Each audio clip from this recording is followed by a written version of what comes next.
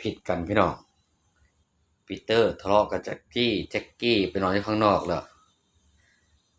เขาทะเลาะกันปกติเขานอนน้ำกันอยู่นี่เดี๋ยวนี้ปีเตอร์เขามานอนในห้องคนเดียวเดี๋ยวเบิ่งแจ็คกี้มันนอนนอกคนโอ้ยทุกคนเบิ่งเครียดพี่น้องเด้มันนอนนอกคนเดียวเป็นอะไร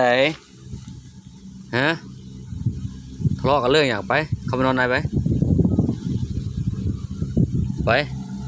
สิ้นเดือนในพอหนีป้าแล้วนะพอไม่ได้อยู่น้ำแล้วนะลูกพูดต้องฟังนะลูกสิ้นเดือนพอกลับป่าแล้วนะเข้าใจไหม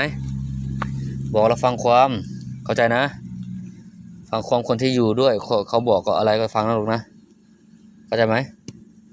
ตัวแม่ตัวข้างในตัวผู้เข้าใจฟังความสิ้นเดือนพ่อกลับป่าแล้วนะพอไปลิ้นปีใหม่มีโอกาสพ่อกลับมาอีกนะลูกนะ